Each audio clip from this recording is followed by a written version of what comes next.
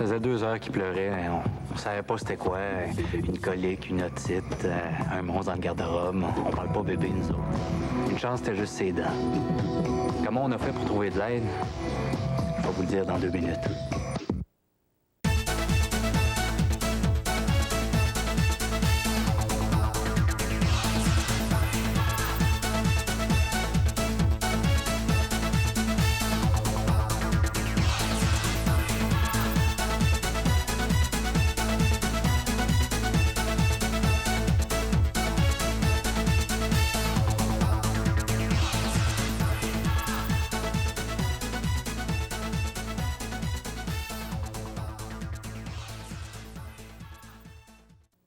Pour savoir à qui vous adresser pour une petite urgence ou pour toute question de santé, consultez le guide au service de la santé que vous recevrez à la maison. Et gardez-le proche au cas où. Besoin de ressources? Suivez le guide.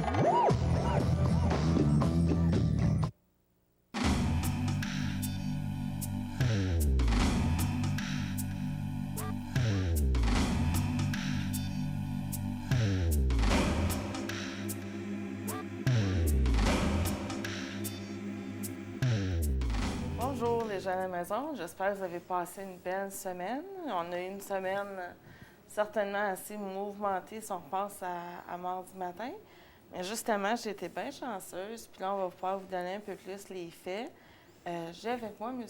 Francis Tessureau, qui est vice-président et directeur général de Tembec, puis il va se faire un plaisir là, de vraiment nous donner les faits pour qu'on puisse savoir au juste qu'est-ce qui est arrivé. Donc, bonjour, M. Tessureau. Bonjour. Merci d'avoir venu si vite. Hein, ça fait même pas une semaine. On est lundi soir, donc c'est vraiment là. Ça fait plaisir. Je pense que c'était important d'informer les gens. Bien, c'est ça, pour que le monde sache vraiment là, à quoi s'en tenir, qu'est-ce qui est arrivé, puis tout ça. Donc, c'est ça. On se rappelle tous que c'est mardi, mais c'est quoi qui est arrivé, et puis vers quelle heure ça a commencé, justement, là, tout ça? En tant que tel, on a déclenché l'opération vers 5h15 le matin. OK. Qu'est-ce qui est arrivé? C'est une défaillance d'une pièce d'équipement. C'est une pompe. Technique. À toute fin, cette pompe-là est raccordée à un réservoir qui sert à accumuler de la liqueur de cuisson. C'est de la liqueur qu'on prend pour faire la cuisson de nos copeaux de bois. À toute fin, c'est la première étape de notre procédé de transformation du bois en pâte. À la succion de la pompe, à toute fin, il y a eu une fente qui s'est créée. Puis par cette fente-là, s'est échappé le liquide qu'il y a à l'intérieur du réservoir. Et ce liquide-là, qui est maintenu sous pression et température, contient du SO2. Parce que pour faire la cuisson des copeaux, chez nous, on utilise du soufre et de l'ammoniac. OK. Donc, du soufre et de l'oxygène, on fait du SO2. Donc, c'est ça qui s'est échappé à partir de la succion de la pompe, évidemment avec du liquide comme tel. OK.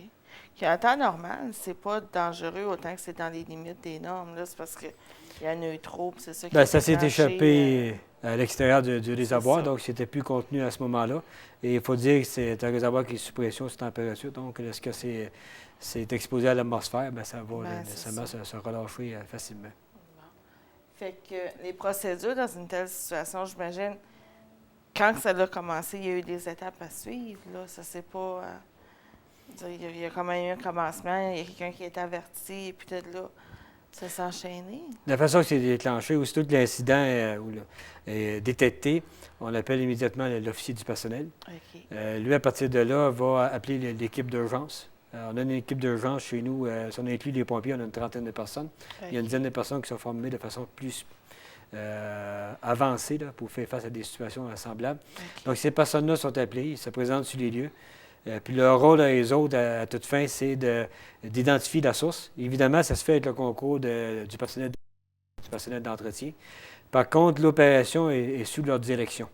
Ce sont des gens qui sont spécialisés, qui ont reçu une formation spéciale, donc des gens qui sont compétents.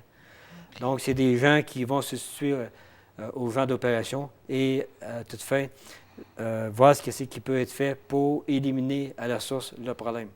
OK. S'il ne peut pas être éliminé, au moins tenter de le contenir. Donc, c'est les premières personnes qui sont appelées. C'est fait automatiquement. OK.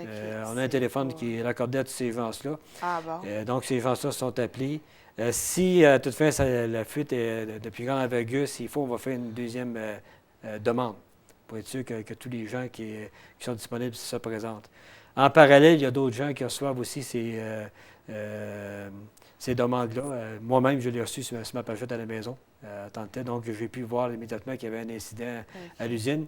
Moi, je peux appeler un numéro spécial puis avoir accès au message que l'officier du personnel a passé aux membres de l'équipe d'urgence. Parce qu'en règle générale, on a un message qui est précis. On veut que ces gens-là, ce qui arrive sur le site, qu'ils sachent exactement de quoi il s'agit, puis où ils doivent se présenter. C'est pas le temps de perdre du temps Donc, avec les messages. c'est des secondes, mais des secondes, c'est important dans des situations comme ça. En parallèle à ça, en tant que tel, ce matin-là, vu que la situation a été jugée importante dès le départ, on a ce qu'on appelle un téléphone spécial. On appelle ça, nous, le téléphone pour le gaz, gas phone en anglais, qui est notre expression habituelle. Ce téléphone-là est raccordé à quelques endroits à la ville. C'est surtout des endroits qu'on retrouve une masse en termes de population. On parle évidemment des écoles, on parle de l'hôpital, on va parler comme le centre. Évidemment, on parle de la ville, comme le coordonnateur de mise en place des mesures d'urgence, Pierre Gingras. C'est une personne qui va être appelée. Donc, ce téléphone-là a été utilisé ce matin-là. Donc, par le fait même, ça a permis d'établir un contact avec les dirigeants de la ville et permettre à eux de déclencher leur propre système de mesures d'urgence. Fait que c'est les deux premières étapes qui ont été suivies le matin. Premier téléphone, l'équipe d'urgence. Deuxième téléphone, parce que la situation est jugée importante, du côté de certaines personnes à la ville, là, pour qu'eux puissent eux-mêmes commencer à intervenir. OK. En fait, ça prend quoi? Ça doit être une question de minutes.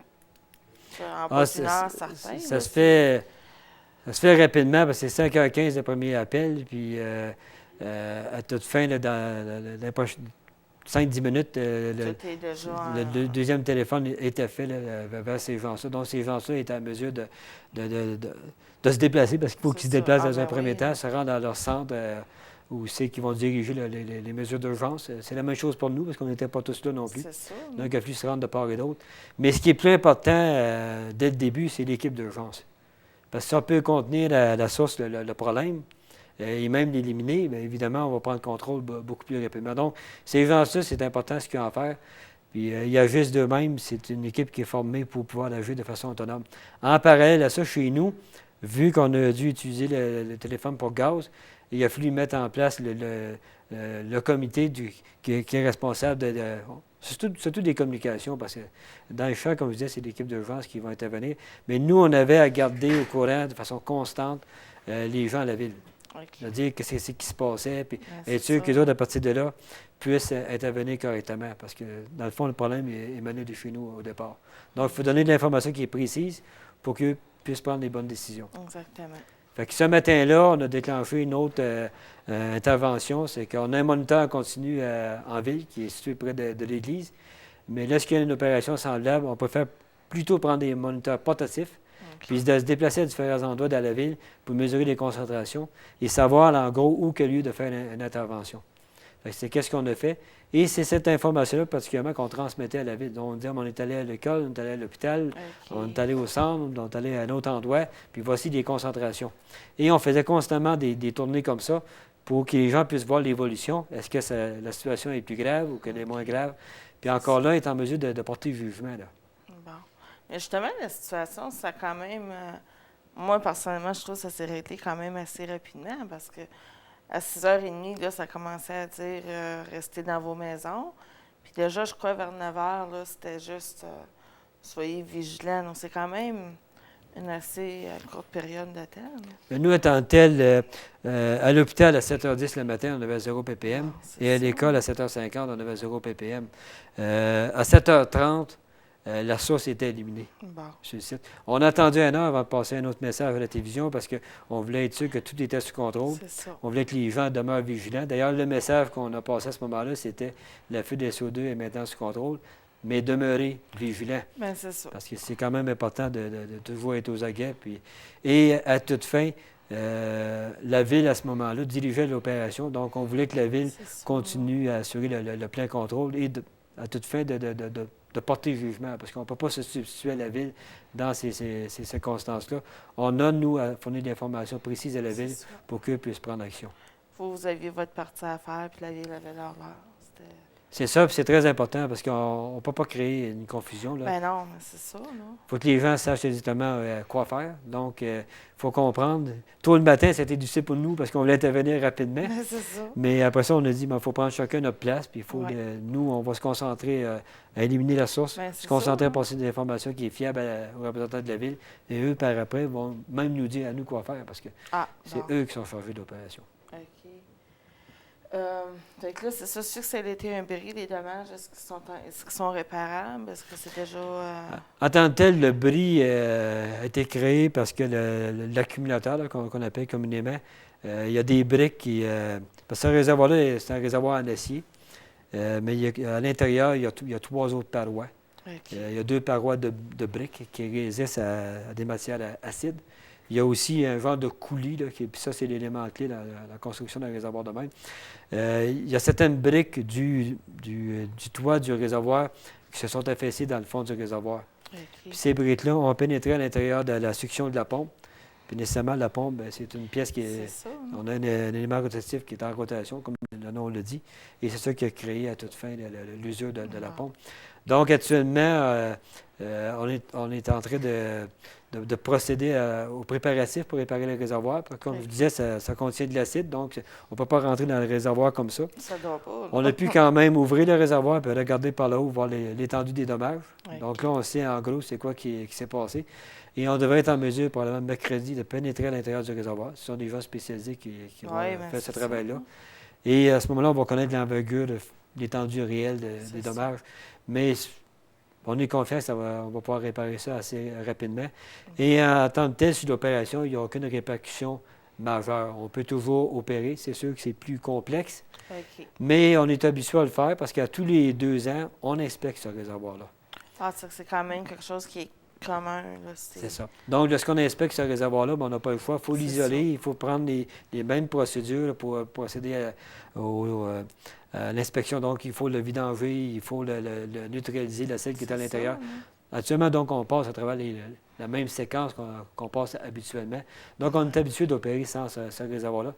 Un peu plus compliqué, comme je disais, mais C'est on ça. peut quand Mais même vous opérer puis maintenir l'opération de l'usine, c'est comme tel. Fait que l'usine, ça n'a rien changé, là. Ça l'opère aussi facilement que...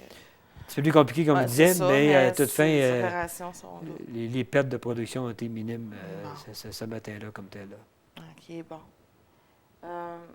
Justement, c'est que là, on sait qu'il y a un comité qui est en place pour ces fonctions-là. Est-ce que le comité va s'agrandir? Est-ce que c'est la première fois que le comité avait vraiment à travailler en cas d'urgence? Ça a comme fait les preuves du gens du comité. Ça a donné la chance de vraiment là, agir en cas d'urgence. En tant que tel, ce qui s'est produit par la suite, notre équipe d'urgence, à chaque fois qu'il y a une intervention sur le site, elle a son propre débriefing. Je vais prendre le thème anglais. Oui, oui. Donc ça a été fait, évidemment.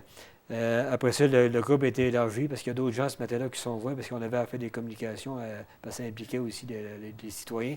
OK. Donc, on a eu aussi un débriefing qui a été fait à ce niveau-là. Il y a eu aussi un après-midi des débriefing qui a été fait avec les gens de la ville, plus santé, sécurité et sécurité publique ou protection publique du bureau régional de Rouen, dans le but de pouvoir couvrir l'opération de façon globale. Chez nous, en tant que tel, évidemment, on va essayer de formaliser davantage les rôles.